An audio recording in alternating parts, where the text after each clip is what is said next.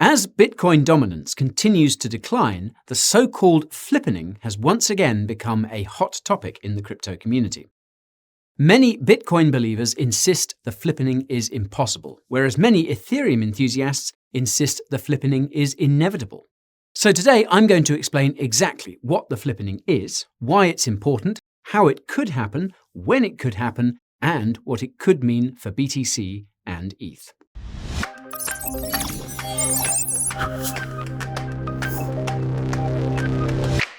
Before we get ready to rumble, there are two disclaimers I need to unbundle.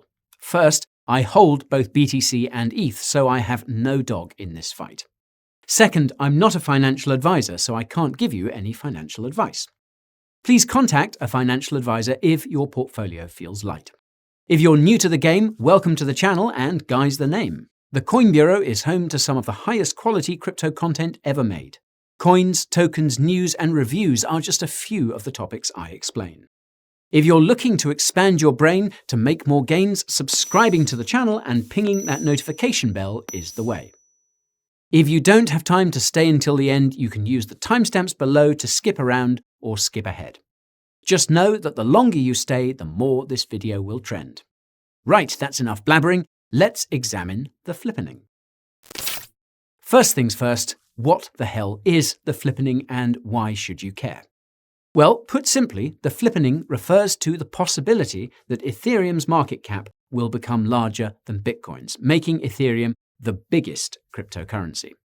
Now note that this doesn't mean that ETH's price would be larger than BTC's, because market cap is calculated using the total amount of a coin or token in circulation times its price. This means that for ETH to flip BTC, the price per ETH would need to be around $7,000 at the time of shooting, and that's assuming BTC's market cap stays the same, which it won't. More on that later. Now, the flippening was first coined in February 2017 on the ETH Trader subreddit, and though nobody knows who coined the term, my research suggests that it was a Redditor by the name of Scott Lewis, who first used the flippening tag on February the 15th. Well done, Scott. The flippening gained popularity on Reddit and crypto Twitter in the months that followed, and that's because of the massive drop in Bitcoin dominance which happened during that time. For those unfamiliar, Bitcoin dominance tells you what percentage of the total crypto market cap is due to BTC, and it's an indicator I use as part of my crypto market analysis. More about that in the description. Anyhow, as you might have guessed, Bitcoin's sharp dominance decline in mid-2017 was due to the steep rise in ETH's price and Ethereum's market cap by extension. June the 18th, 2017 is actually when Ethereum came closest to flipping Bitcoin, with the former having 31% market cap dominance and the latter having 38% market cap dominance on that day. There has been a clear divergence in market cap dominance since then, but it has recently started to converge again, mainly because BTC's dominance has continued to fall over the years. Now, the reason why the flippening is so significant is because nobody really knows what it will mean for both cryptocurrencies if indeed it does happen. Whether Ethereum flips Bitcoin ultimately depends on how much money is being invested into ETH and BTC, namely from institutions which hold most of the money. There are many factors that influence this, and the most important is accessibility. This is because if you have no way of buying these cryptocurrencies, then everything they do or don't do doesn't really matter. As the two largest cryptocurrencies on the market, BTC and ETH are the most accessible to investors across the board. They're on every single cryptocurrency exchange, they're on tens of thousands of crypto ATMs, and there are dozens of exchange-traded products with direct exposure to both. As a matter of fact, BTC and ETH are evenly matched on almost every accessibility metric, but BTC could soon take the lead. This is because it's looking likely that a spot Bitcoin ETF will eventually be approved in the United States, and this will make it possible for more institutional investors to get direct exposure to BTC. This is because those futures ETFs that are currently on the market are, to use a technical term, half-assed. But the inflows that result from a spot ETF could be enough to give BTC a large enough lead that the flippening would be postponed indefinitely, assuming investors pile in aggressively, of course. That said, it's likely that Ethereum will get a spot ETF of its own at some point, especially if a spot Bitcoin ETF is passed. But Bitcoin is admittedly in the lead there, as there aren't even futures-backed ETH ETFs at the moment. Now, what's interesting is that the amount of BTC and ETH being held by spot ETF issuers in Canada is about the same. It's probably a bit of a stretch to say the same trend will continue once US ETFs for both are approved, but the apparent existential crisis institutions are having about which cryptocurrency is better suggests this could be the case. This brings me to the second factor involved in the flippening, and that's the unique value propositions of Bitcoin and Ethereum. As far as institutions are concerned, BTC is digital gold. This is because BTC has an economic profile that's similar to gold's, namely a relatively slow and steady issuance with a maximum supply. The only real difference between the two is that BTC can be easily and safely self-custodied, unlike gold, which requires a secure physical space to store. BTC can also be easily and cheaply transferred. Case in point, there have been numerous BTC transactions worth billions of dollars that were sent for a fraction of a cent. BTC's most important value proposition, however, is the fact that the Bitcoin blockchain used to store and transfer BTC is the most secure payment network in the world. This is because it has tens of thousands of nodes spread around the world which are constantly double-checking transactions, and millions of mining machines providing an unpassable computational line of defense. This security factor is of utmost importance to institutions, which is a part of why so many of them have been actively investing in Bitcoin mining companies. Even though the Bitcoin blockchain can't scale to support the planet's population, it's probably the most secure base you could possibly use for payment systems that could exist as layer 2s, such as the Lightning Network, and more about the Lightning Network in the description. Anyways, these properties make Bitcoin unique among all cryptocurrencies. There aren't any that come close to having the same store of value properties, and few, if any, which offer the same degree of security. In other words, BTC has no competition. It is the undisputed king of its crypto niche. By contrast, Ethereum has lots of competition, and its throne is constantly under threat. This is because Ethereum's unique value proposition is programmability, and its own lack of layer 1 scalability has created a few serious competitors and lots of intermittent imitators. Even so, Ethereum has the largest ecosystem of any cryptocurrency, and thousands of tokens worth billions of dollars live on its blockchain, namely stablecoins, which are crucial to the crypto market. If you watch my recent crypto developer report, you'll also know that Ethereum's ecosystem has more developers than any other crypto project, and by a wide margin. If you build it, they will come, and it's clear to see that they came in Ethereum's case. Tens of millions of monthly users, millions of NFTs, and thousands of decentralized applications. Ethereum's endless number of use cases and seamless composability has consequently created a lot of demand for ETH, so much so that many refer to ETH as digital oil.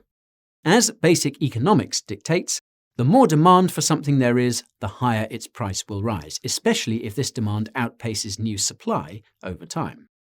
Although ETH is inflationary and doesn't have a maximum supply like BTC, the London upgrade that took place last summer introduced partial transaction fee burns to every Ethereum transaction. This means that with enough activity on Ethereum, ETH could become deflationary, and that's led some investors to call ETH ultrasound money. Institutions are well aware of basic economics, and they're not just investing in ETH either. Some institutions, such as Visa, have even been using the Ethereum blockchain for their own in-house operations. Others have been partnering with popular Layer 2s for Ethereum, primarily Polygon, which you can learn more about using the link in the description. Besides competition, another big chink in Ethereum's golden armor is the institutional anxiety around the upcoming merge, which will transition the Ethereum blockchain from proof of work to proof of stake as part of Ethereum 2.0.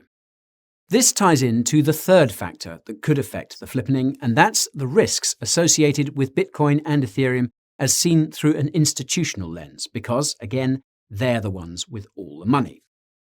When it comes to risks, you only need to know one acronym, and that's ESG. For those who don't know, ESG stands for Environmental, Social, Governance, and it's the de facto guidelines institutions have been following when it comes to their operations and investments. Now, it's quite obvious that one of the primary concerns with Bitcoin is, of course, the FUD around it being unfriendly to the environment. Essentially, the narrative is that the energy use of proof-of-work mining is seen as unsustainable. But Bitcoin also goes against the governance component of ESG. In fact, for those of you who watched my video about ESG in cryptocurrency, you'll know that many of the concerns ESG-obsessed institutions have with BTC fall into that governance bucket. This is simply because Bitcoin can't be controlled. There's no CEO who can be coerced, no board of directors that can be bribed, and Bitcoin's governance process can't be corrupted because it's too decentralized, hence why there's only been a handful of Bitcoin upgrades over the last decade. This means it's very difficult for institutions to influence Bitcoin. They don't like that, which is why they're collecting the names of every Bitcoin developer and demanding more oversight of Bitcoin mining, but that's a topic for another time. By contrast, Ethereum is more ESG friendly. It has an influential founder who can be consulted, a foundation which can receive funding, and a governance process that's coordinated enough to allow for semi-frequent upgrades. Not only that, but the merge to proof-of-stake I mentioned moments ago will reduce the emissions of the Ethereum blockchain while simultaneously laying the groundwork for on-chain governance, which will give ETH the ESG seal of approval. This ETH ESG angle is something I talked about in more detail in my latest Ethereum update video, which is linked to in the top right. Now, this argument, of course, all assumes that the merge will go smoothly, and though I personally have zero doubts that it will, it's enough of a risk to institutions to inspire caution when investing in ETH, at least for the time being. Another risk factor that institutions are paying attention to with regards to Ethereum is crypto regulations, and this is something that recently made the crypto news. The TLDR is that SEC Chairman Gary Gensler refused to answer the question of whether ETH is a security. For those unaware, BTC is technically the only cryptocurrency that's been cleared by the SEC. Its opinion on the rest is up in the air, though ETH is believed to be safe from the SEC's glare because a former SEC official said ETH was no longer a security in a speech. Gary's actions underscore the fact that ETH's status as a security has not been settled, which is concerning, as a security designation would land ETH the same treatment as Ripple's XRP, which would, quite frankly, be catastrophic for the crypto market. As it so happens, this SEC official was recently ordered to reveal an email he had sent about Ethereum while writing that speech, as part of Ripple's ongoing battle against the SEC. More about that in the description. Now, to be clear, I'm not implying that ETH is a security. I'm just highlighting that some uncertainty around the subject still exists. This uncertainty could create hesitancy among certain institutional investors in the United States. In terms of when we could see ETH flip BTC, it's possible that it could happen sooner rather than later. This really depends on the two factors I mentioned earlier, namely the approval of a spot Bitcoin ETF and Ethereum's merge from proof-of-work to proof-of-stake.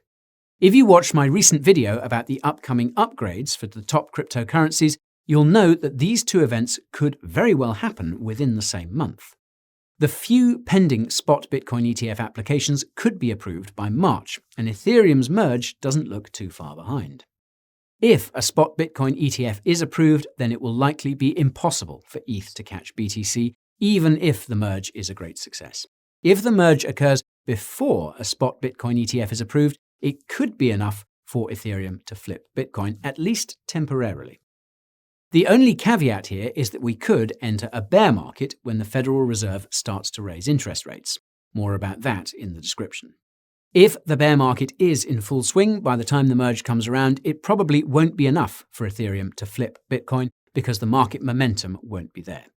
Conversely, it's hard to envision a bear market where a spot Bitcoin ETF is approved, which logically means that ETH is unlikely to flip BTC in the short term.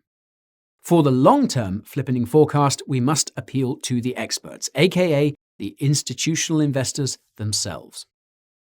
Naturally, there are three schools of thought when it comes to what institutions think about the flippening. It will happen, it might happen, and it won't happen. Pretty straightforward.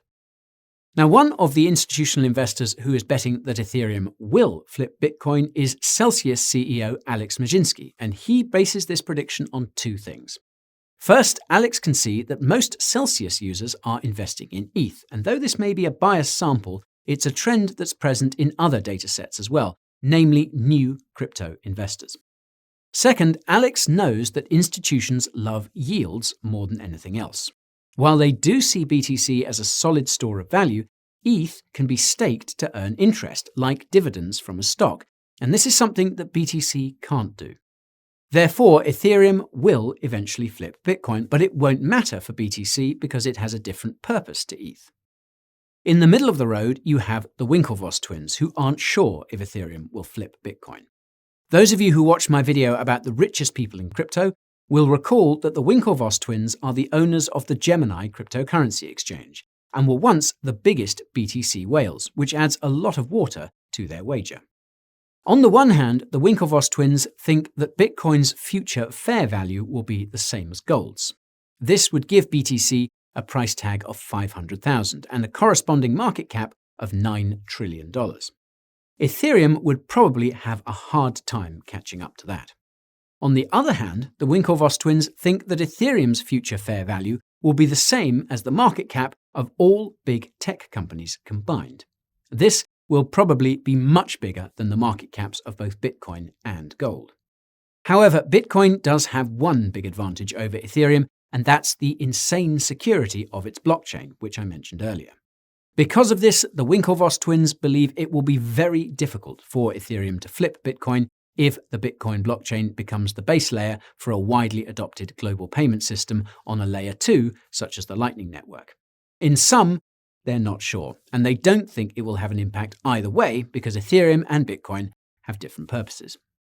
Finally, we have Galaxy Digital CEO Mike Novogratz, who thinks it's unlikely that Ethereum will flip Bitcoin. This is because of yet another factor I mentioned earlier, and that's competition. Solana, Polkadot, Avalanche, and Cardano have only just begun to carve out their share of the crypto market cap. Obviously, these cryptocurrencies are targeting the same investors as Ethereum, and Mike reckons it's possible that one of them could eventually even kill Ethereum, i.e. flip it by market cap. As such, he thinks Ethereum is unlikely to flip Bitcoin for the foreseeable future, but also acknowledges that the two serve a different purpose, so it's irrelevant. Now, if you want to know what I think the future holds for Ethereum, you can check out that most recent update I mentioned earlier. I'll also leave it in the description for you. And now, for the moment you've all been waiting for. What do I think about the flippening? Well, in short, I have no idea.